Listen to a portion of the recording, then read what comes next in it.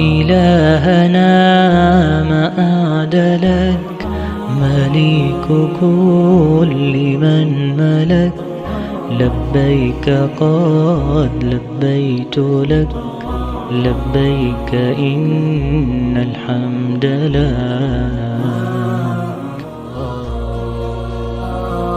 إلهنا ما أعدلك مليك كل. Bismillahirrahmanirrahim. Assalamu alaikum wa rahmatullahi wa barakatuhu. I would like to welcome everyone to our lectures for today entitled The 5 Days of Hajj. Our speaker for today is Sheikh Suwaib Sheikh, who is a faculty member of the Qalam Seminary, where he teaches Mustalah al-Hadith. He also participates in Qalam's various online programs. Sheikh Suwaib is a graduate of the Qalam Alamiya program. He graduated with a Bachelor's of Science from Rutgers University and a Bachelor of Arts from Al-Maghrib Institute. He memorized the Quran and received traditional ijaza in the 10 recitations of the Quran, Sughra and Kubra. He now works extensively with Islamic organizations like Young Muslims, MSA, Y Islam, and Al-Maghrib. Additionally, Sheikh Suwaib also gives khutbas and talks around the Dallas area, and today he will be speaking to us regarding our upcoming Hajj trip. With that, I would like to give the platform to Sheikh Suwaib to speak to us and to enlighten us, inshallah. Can I turn on my camera? Do you have the ability to? It's saying I don't have permission to. Can you see now if you're able to? There we go. Alhamdulillah.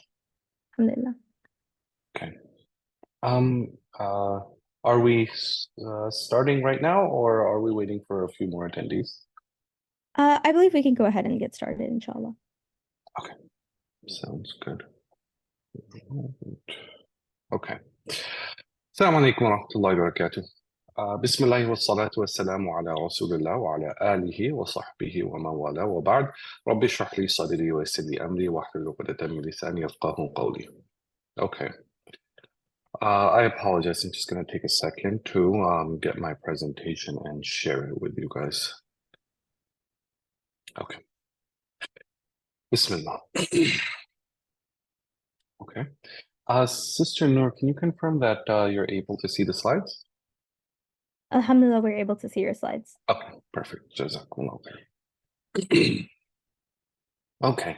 Alhamdulillah. Bismillah. Let's get started. Here we go. Bismillah. Alhamdulillah, I'm very excited to join you guys for this. As we talked about during our introductions, my name is Suhaib Sheikh. I live in the Dallas area. I live currently in Louisville, Texas. And alhamdulillah, I've gone on Hajj before. I've gone on many Umrah as well. And the process and the journey is something that's special. When you're going through it to begin with, it's a little bit tough. And that's the case for Umrah, and that's more so the case for Hajj as well. Umrah is something that's not as difficult as what you see for Hajj. There's a few things that I want to start off here to get everybody into the mindset of Hajj before we go straight into the specific topics that I have to cover today.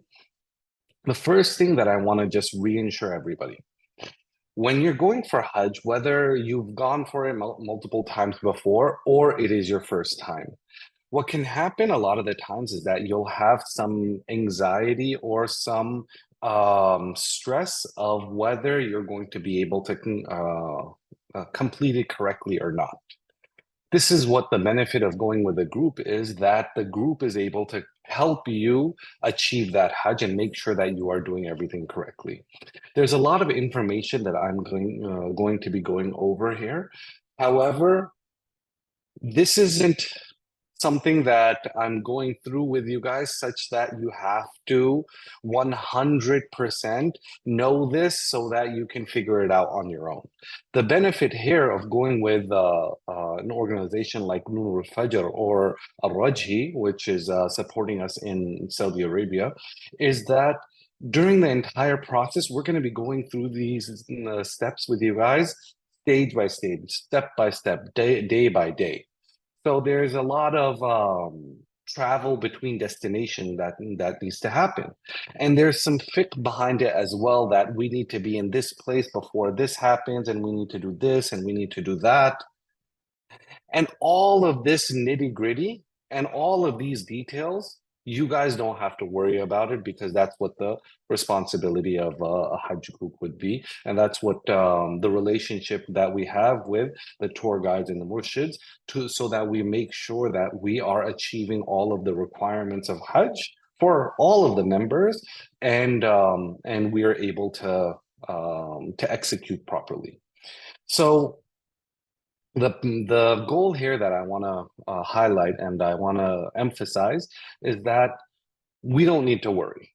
You know, you guys don't need to worry. Inshallah, we won't worry as well. That we will execute on this the best way that we possibly can, and we will make sure, inshallah ta'ala, with Allah's permission, that everybody is able to complete a good and complete Hajj. The second thing I want to highlight for this, and I apologize if I mention this multiple times, because my intention right now is to mention this as many times as I get. You know, every opportunity I get, I'm going to try to say the same thing. The Hajj process is a process that, as much effort that a travel agency takes, and as much effort that you might see being put into it, Hajj will be difficult. It is essential that we all understand and we all come into this with those expectations. Because what happens a lot, this is the case with Umrah as well, but it's much more with Hajj. With Hajj, there's so many moving parts. There's so many things happening with the flight, and then this, and then travel, and then your suitcases, and this is happening, that's happening, then trying to get food in a foreign country, and all of that happening. And of course, the travel agency will do its best. Of course, Al-Fajr and Al-Rajhi will absolutely do their best to try to accommodate all of the Hujjaj and everybody that's there, and make sure everybody is happy. But what is bound to happen, and what you should expect to happen, is that this is going to be difficult. That you might go at nobody's fault. You might go half day without food. It's just, you know, for some reason, you were not able to get food that day. Of course, inshallah, that won't happen, right? But that's just the reality, because what happens here is that every time in Hajj, something happens that's unexpected. Something happens that nobody would have thought, right? I remember when we were at Hajj, it is when we went for Hajj, when I went the first time for Hajj, it was the middle of the summer.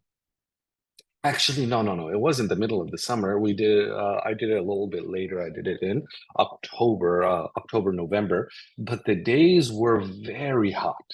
The days were very, very hot, and you wouldn't expect it, but in Mina, the AC stopped working. And then we were, you know, very dehydrated. We were drinking a lot of water, but we were still nevertheless very dehydrated, and we were having a hard time.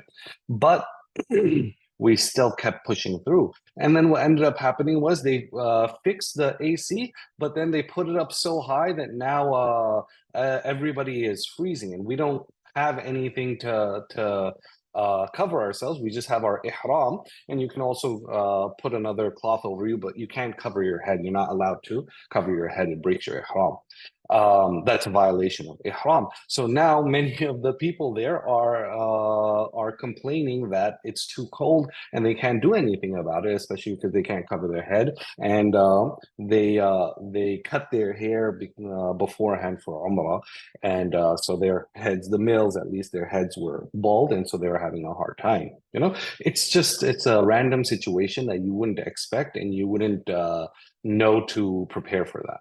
So the reason why I mention all of these things, when I went for my first Hajj, what helped the most, the one piece of advice that helped the most out of everything, out of all of the advice that I got from friends, from scholars, from teachers, from family, the one piece of advice that helped the most was to expect the unexpected. That this is going to be a difficult experience and we need to be ready for it. And so that's what I want to start off today, to just reiterate. And I'm going to mention this a number of times until you guys are sick of me here saying it. But to get to the topic of today's webinar, I want to talk to you guys regarding the 5 days of Hajj. Now, with the schedule that was sent out to you guys, there's a lot of different topics that we have covered. And I'm going to go through a lot of information here. It's not going to be, it's not going to cover everything, and I'll kind of allude to that one when we get to that point, because we have a lot of this content being covered in other seminars as well. So it's not necessary to go through everything at this point, because we need dedicated time at each point to go through the different material that we have to be able to give each topic its due. What I want to talk about, Bismillah, what I want to get started with specifically are the 5 days of Hajj. And we'll also, this portion of the webinar shouldn't take that long, but afterwards, we'll open up some time for some questions so that you guys can answer all the questions, so that you guys can ask any questions, any concerns that you guys have, and we can try to address them, inshallah ta'ala. Okay. Now, the Hajj process, it is constituted primarily of 5 days. That there are 5 days that are essential for Hajj. During these 5 days, we're actually going to be stepping through it with you guys on a day-to-day basis. So on the 8th of Dhul-Hijjah, we'll be communicating, this is what needs to be done, this is what we'll be doing, this is what where we'll be traveling, this is what we need to get together. It is very, very helpful if you are aware of what's happening beforehand, just so that you know that this is upcoming, that 8th this will be happening, the 9th this will be happening, the 10th this will be happening, the 11th this will be happening, and the 12th this will be happening, just so you have some forewarning. Personally, I would recommend potentially even memorizing everything that is going to be happening in the 5 days of Hajj. The 5 days of Hajj are the primary objectives of Hajj. Everything that happens outside is not necessarily as important. There are more portions of it that are important, but the primary aspects are these five days of Hajj. Most of us are going to be doing what we call Hajj Tamattu'. Hajj Tamattu' is when you do Hajj and Umrah together.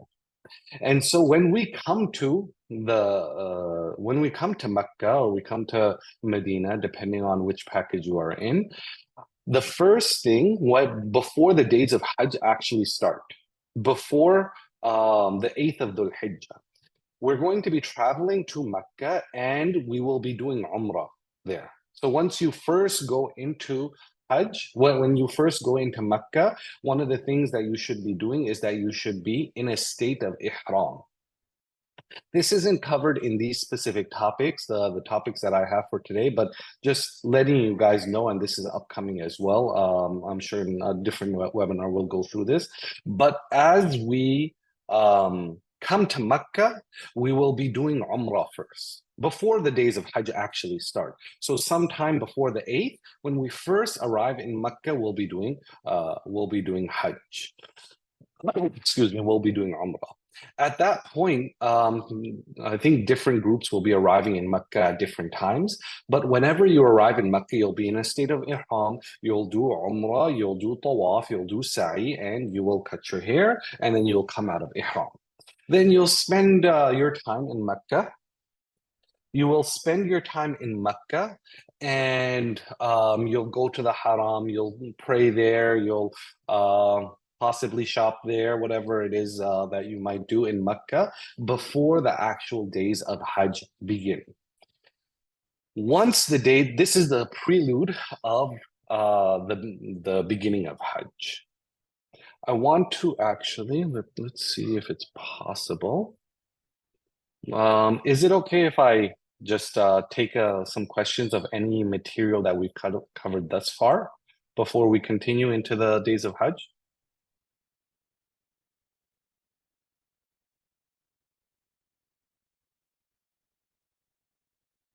I see a few questions, so let me see if I can ask. Go ahead, Sister Fahmida.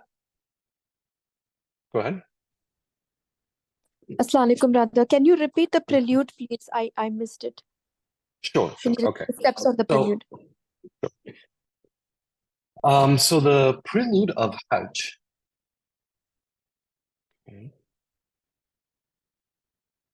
Okay, here we go.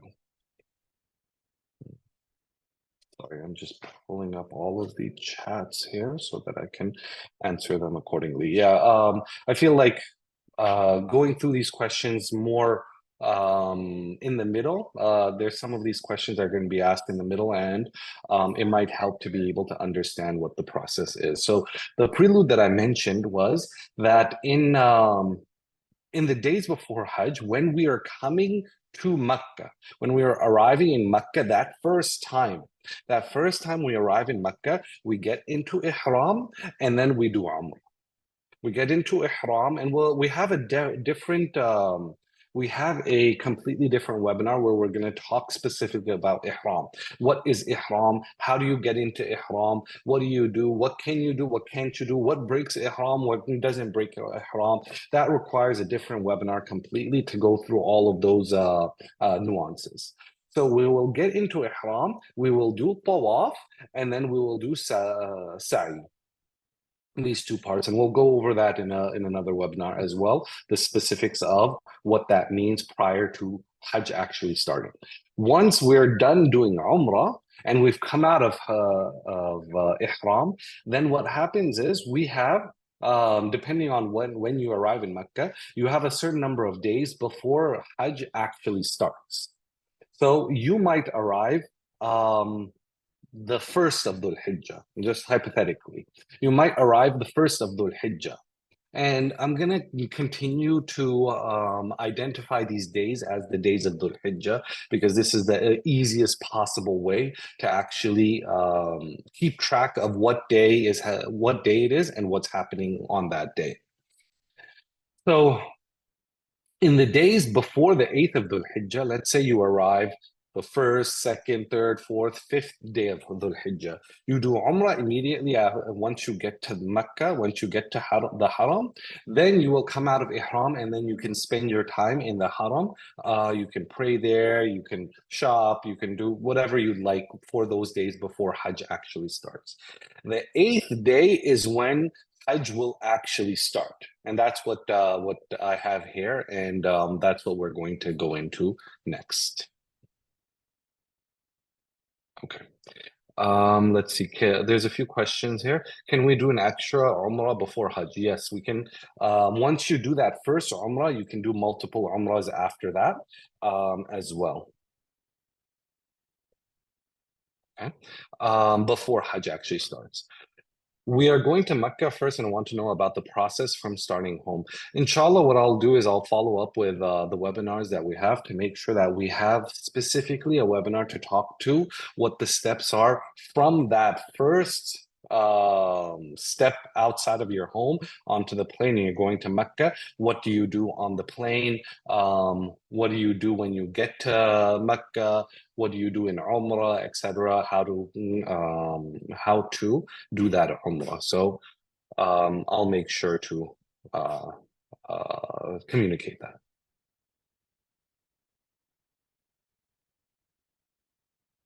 Yes.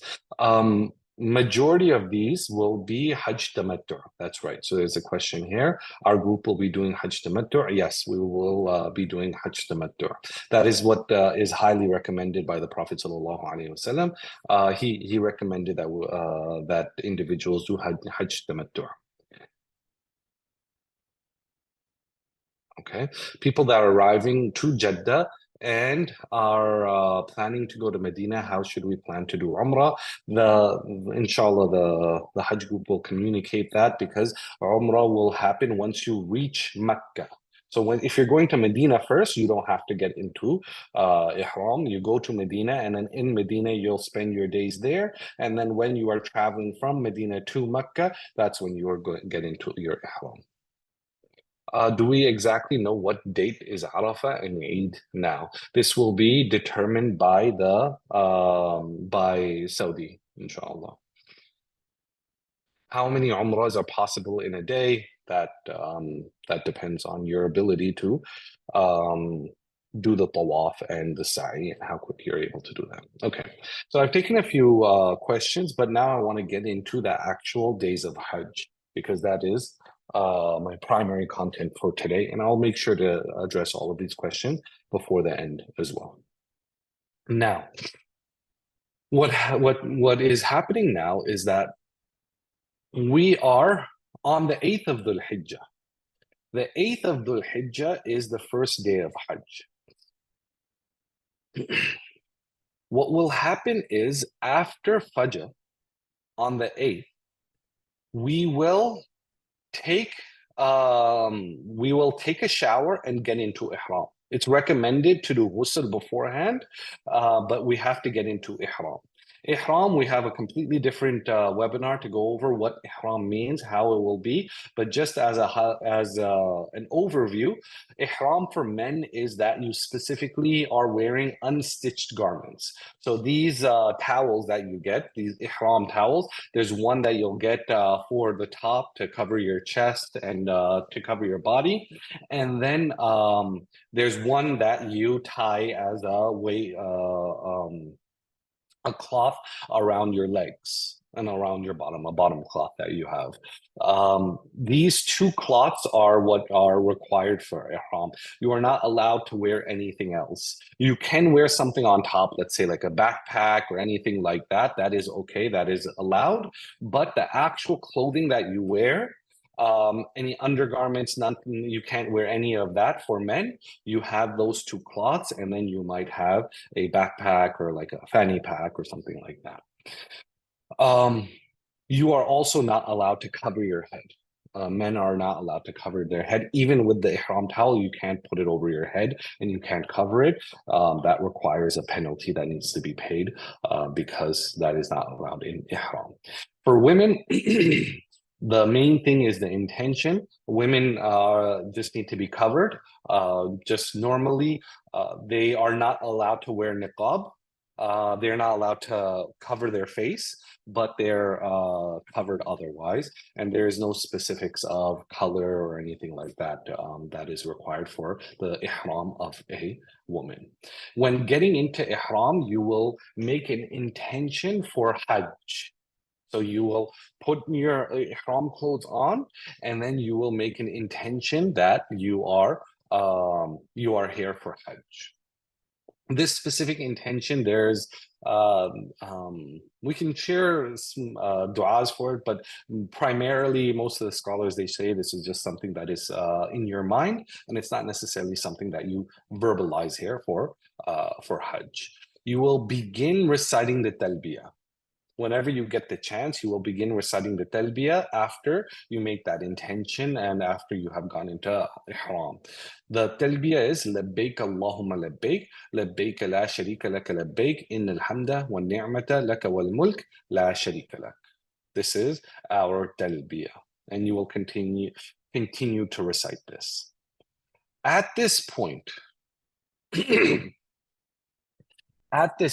after you are in a state of ihram and you are ready for Hajj, on the 8th of Dhul-Hijjah, you will travel to, after Fajr, you will travel to Mina. you will travel to Mina and you will perform Dhuhr, Asr, Maghrib, Isha, and Fajr in Mina. Okay, so this is the 8th of Dhul-Hijjah. In terms of tracking the specific date, what date it is, what time, etc. Of course, that will be communicated to you guys by our Hajj group and the group leaders that we have that will say this is how you will get to Mina, this is how we will be transported there, etc. Leave that to the Hajj group. However, what you should know is that on the day 8th of Dhul-Hijjah is when we're going to be traveling to Mina. We will all be going together and we will all be in Ihram. We will be spending a day in Mina. We will be spending a day in Mina. We left after Fajr. We prayed Dhuhr, Asr, Maghrib there. We prayed Isha there. And we prayed Fajr there. Now, at this point, it is the 9th of Dhul-Hijjah. The 9th of Dhul-Hijjah in Mina is known as the day of Arafah. The day of Arafah, the 9th of Dhul-Hijjah. This is the day that if you're not in Saudi, this is the day that is actually recommended to fast. It's highly recommended that you fast on this day, the 9th of Dhul-Hijjah. It's a sunnah mu'akkada. It's a very, very strong sunnah, and it has a lot of reward that the Prophet ﷺ told us about. There's the Prophet ﷺ told us about that anybody who fasts on that day, their sins from the previous year are forgiven. So when you are at Hajj, though, you will not be fasting. Anybody who goes for Hajj does not fast. You do not go to Arafah and you do not fast there. Rather, Arafah is the epitome of Hajj. It is the crux of Hajj. It is the core of Hajj. The Prophet ﷺ, he said, Al-Hajju Arafah. That Hajj is Arafah. And we have a separate seminar completely just to talk about the day of Arafah, because Arafah is extremely important. Everything that we're doing here, it leads to this day that Arafah, we are going to stand on the plains of Arafah and we will make dua to Allah. We will make dua and we will ask Allah for anything that we want. So I'm gonna repeat this during that specific talk on Arafah, but I want to just emphasize it here. This is the point that you want to even spend the next 4, 5, 6 weeks before Hajj starts, and you want to write down every single dua that comes to mind. Anything that you want, anything that comes to mind, you write it down so that in Arafah, you don't come and 10 minutes after putting your hands up, you realize, I don't have anything to make dua for. No, that's not what we want. What we want is that everybody stands in Arafah and they spend hours making dua to Allah, because that is your opportunity to ask for anything that you desire. Now, in terms of the logistics of what will happen in Arafah, as I mentioned, we will pray Fajr in Mina. Mina is this place. Actually, I forgot to mention this, but let's mention this. Mina is the area that has. Well, I don't have a picture of it, but Mina is the area that has the tents. If you've ever seen pictures of Hajj and you see tents everywhere, this is what Mina is. Mina is a huge area that has thousands of tents. There's tents absolutely everywhere. And in these tents, you have everybody brought in, and they're given their own little bed that you lay on, and that's where you sleep. You put your stuff. And Mina, naturally speaking, because there are so many people there, Mina will be a little bit tight, and that's what you should expect. That there'll be a lot of people right next to each other. And we can also even reflect on the spirituality of it, but it's very symbolic because everybody's wearing the same thing, especially for the men. Everybody's wearing the same thing. They all have white on, and they're all lined up in these Mina tents, and then their beds are lined up. And it just reminds you of the Hashara and the things that will come in the hereafter. So when you are in Mina, it's going to be a little bit tight. It's going to be a little bit difficult, but that's okay because we're expecting that and we're excited to be there. Mina is where the next few days you'll primarily be. Your stuff will be there and you will be traveling back and forth to a few different places, but overall you have to stay in Mina for the majority of these days of Dhul-Hijjah, the days of Hajj.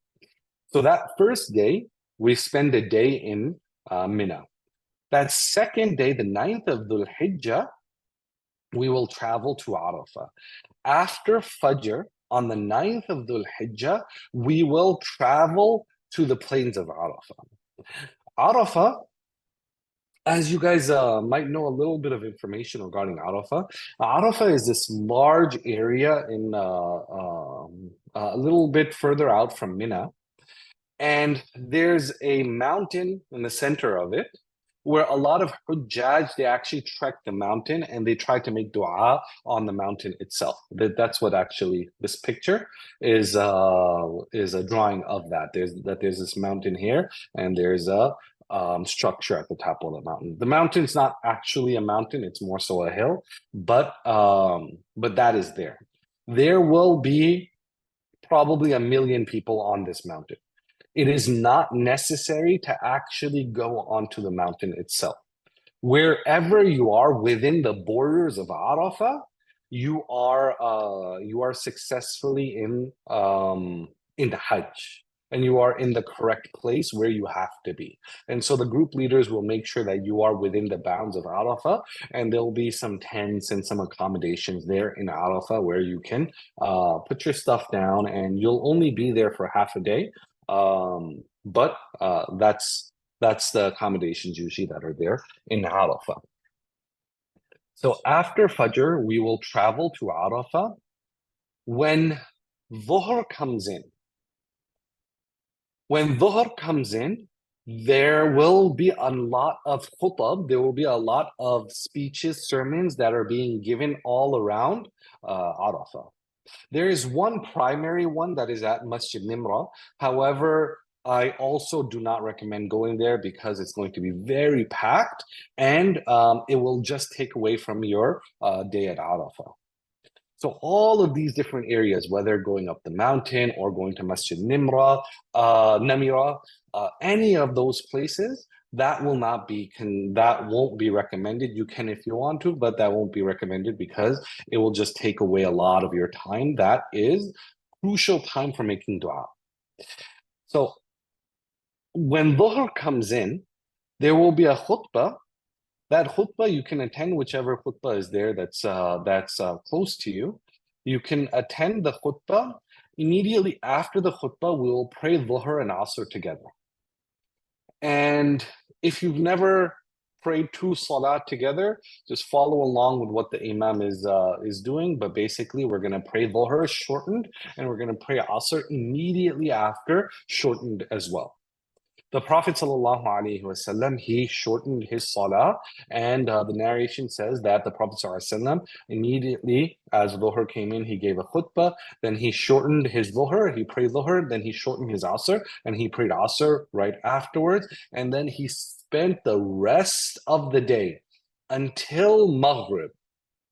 The Prophet ﷺ spent the rest of the day until Maghrib with his hands up like this. The Prophet ﷺ, the narrations say that his hands were so high they could actually see the whiteness of his armpits. That the Prophet ﷺ, the entire day, he kept his arms up, making dua. And that is the goal here at Arafah, that we try to spend 5-6 hours just making dua to Allah. And so what this means is anything we need to do before Dhuhr, just take care of that. If you're a little bit hungry, if you're you want to get a snack, you need to use the bathroom, do wudu, wash up, all of that, do that before Dhuhr comes in. Because after Dhuhr comes in, it is game time. And that is our responsibility. That's our chance to be able to ask for whatever we want. This is that point you're going to pull out your dua book and you're just going to read it for 5-6 hours.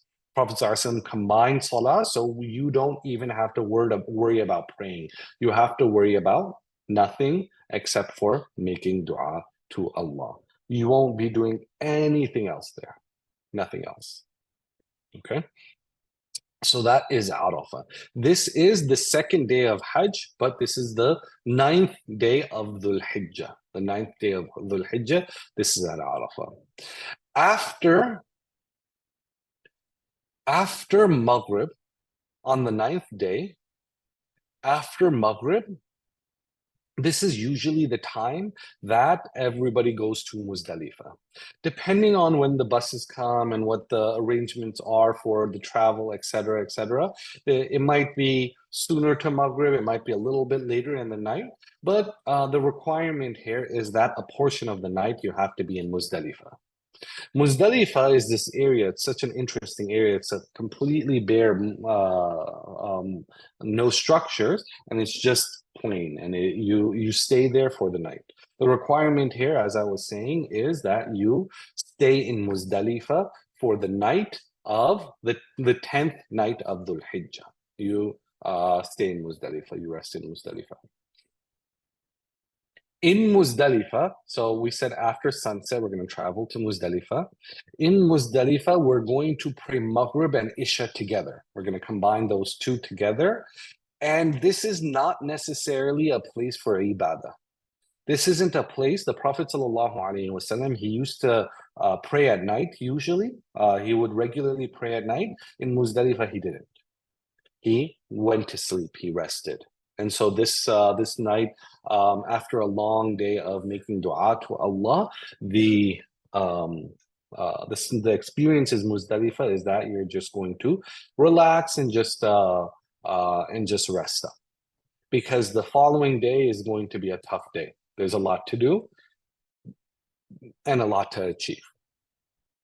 So you will spend the night in Muzdalifah. Once morning comes, you will pray Fajr, and then you will head back to Mina. Okay? One thing to warn you, there are millions of Hujjaj, and so travel from one area to another can take a long time.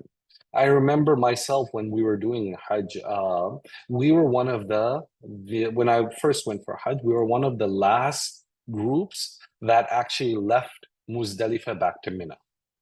And it started getting very warm, started getting hot, but our bus unfortunately was really late. I think it was a few hours late, which, there's really nothing that you can do about that.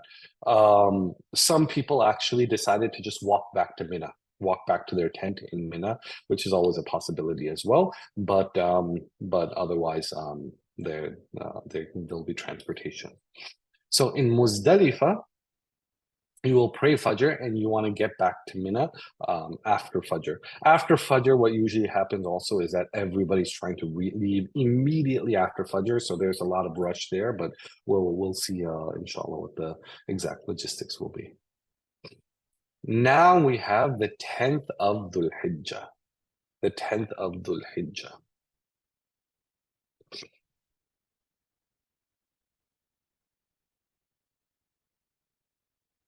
Okay. One thing also that I'll mention.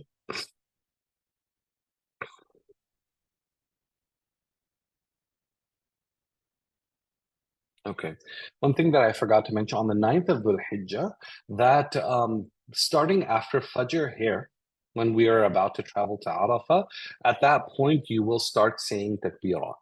You will start saying Allahu Akbar, La ilaha illallah, Allahu Akbar, wa lillahi alhamd, after every salah.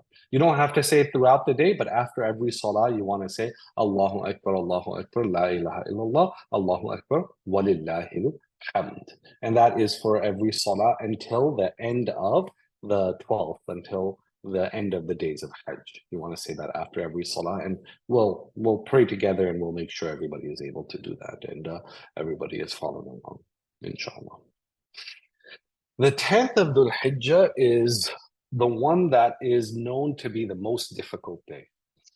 The 10th of Dhul-Hijjah is the day that we have a number of tasks to take care of. The first thing that we'll do is that we have to stone the Jamaratul Aqaba. We have to go to the Jamarat, and we have to take stones, and we have to throw 7 stones at this one pillar. There are 3 pillars, there are 3 Jamarat. There's 3 pillars that we stone. On the 10th of Dhul-Hijjah, we're only going to be stoning one of them. We're only going to be stoning one of them. You'll actually even notice that the others are like taped off, so you know not to throw stones at those. But the one that you need to throw stones at, everybody will be over there throwing stones at that. You will be required to throw 7 stones at that Jamra al-Aqaba. One recommendation, just practical advice, it is easier to pick up stones from Muzdalifah. So when you're in Muzdalifah, when you're sleeping that night and you have nothing to do at all, it's useful to just get an empty water bottle or some kind of container and put in 50 pebbles in there, because you're going to need 50 pebbles for the upcoming days. It's actually 49, but why not round up to 50? So the first 7 that you use from Muzdalifah, and what you'll notice in Muzdalifah, they'll have smaller pebbles. Smaller pebbles are a lot easier to throw. And also with the bigger pebble, with bigger rocks, what might happen is when you're throwing it and there's a lot of people in front of you, there is a chance your arm gets tired and you throw it at someone in front of you. So better just get those really tiny pebbles, those small pebbles, and then keep that with you from Muzdalifah. You'll find a lot of them, and you'll even see people in Muzdalifah. They'll be on the ground kind of looking for pebbles, and they'll be looking for rocks, and they'll be collecting them together so that they're ready for the next day for the stoning at the Jamratul Aqaba. So at that place, you're going to take 7 pebbles and you're going to stone the Jamratul Aqaba. After that, you will sacrifice an animal. This usually gets done by the group. They'll conduct all of that, and then they will inform you when the animal has been sacrificed. Once you are informed that the animal has been sacrificed, then at that point, you have the opportunity to cut your hair. So then after that, you can go and cut your hair. And for men, it's recommended to shave. And then but the men are able to cut as well, one finger's length. And then for women also, that you cut 1 finger's length. That's the recommended amount for women. The 4th thing here is that you can take off your ihram. You can do ghusl and you can take off your ihram. You no longer have to be in the state of ihram. However, you will be in a minor state of ihram, meaning that the only thing that you are not allowed to do is have intimacy with your spouse. So at this point, you won't be wearing the white cloak anymore, the white towel anymore, but you will still not be able to perform intimacy. The last thing for the 10th of Dhul-Hijjah. So that's why this day is pretty packed. The last thing for the 10th of Dhul-Hijjah, and here it is italicized for a specific reason, and I'll explain that in a second. But the last thing is that you want to perform Tawaf al-Ifada. Another word for this is Tawaf al-Ziyara and Sa'i. And we'll go through that in another webinar that we cover exactly what Tawaf means, how you do it, what are the practices in it, and Sa'i as well. What does that mean? What du'as do you make during Sa'i, etc. We'll make sure to cover all of that for you guys as well. This day, the 10th of Dhul-Hijjah, you might recognize the date. This is Eid.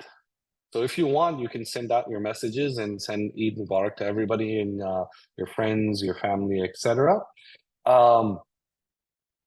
Because this is Eid, and a lot of people in the world want to finish off this tawaf immediately, you will have millions of people doing tawaf at this point on the 10th of Dhul-Hijjah.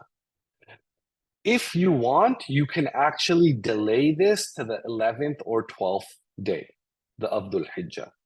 And many people actually delay it to the following day just so that there's a lot less people there. And so then that tawaf is much easier. So that's why this is not required on the 10th day, but it can be done on the 11th or 12th as well. Okay. That is the 10th of Dhul-Hijjah. The last slide that we have, and again, this is, not too much information, but the last slide that we have, on the 11th of Dhul-Hijjah and on the 12th of Dhul-Hijjah, we still have to stay in Mina. We still have to go back to our tents. However, we do not have to do anything other than stoning the Jamarat, all three of them. So on the 11th of Dhul-Hijjah, and we'll go as a group, make sure everybody goes together. We'll go as a group to the Jamarat, and at every Jamara, when you stone it, you say, Allahu Akbar. You take a stone, you throw it, and you say, Allahu Akbar. You say, Allahu Akbar. You say, Allahu Akbar. There will be 3 Jamarat. There are 3 Jamarat. You'll notice them. They're very hard to miss. They're these giant pillars. They're huge, giant pillars. And you'll see everybody throwing rocks at them. So when you see the first one, you're going to go to the side. Usually what happens is everybody, they come to like the front part of it, because that's where you walk in. And when you walk in, everybody crowds over here. But what you can literally do is just go around the whole crowd, and from the back side you can throw, and you can throw 7 jamarat at 7 stones at that jamara. You are going to throw 7 stones, saying Allahu Akbar each time, at the first jamra, second jamra, and the third jamra. If we do our math, then that means that on that day, we are throwing 21 stones. So on the 10th, we threw 7 stones. On the 11th, we threw 21. And on the 12th, we will throw 21 again. That total equals 49 stones, that we need 49 stones to be able to throw. 7 for the first day, 21 for the second day, and 21 for that third day. And that concludes the days of Hajj. The 5 days of Hajj. There is also a Tawaf al-Wada' that we do at the very end, but we have a separate session, inshallah, to go through that. Inshallah ta'ala. Okay. Now, after going through all of this, I will use this opportunity to open it up to a lot of people and try to answer a lot of the questions that you guys have. For any of the more logistical type of questions, I'll, inshallah, if it's okay, I'll defer that to Sister Noor, but I'll try to answer as much as I possibly can. Okay. Prepare for the transformative journey of a lifetime. Visit our website and follow us for more information.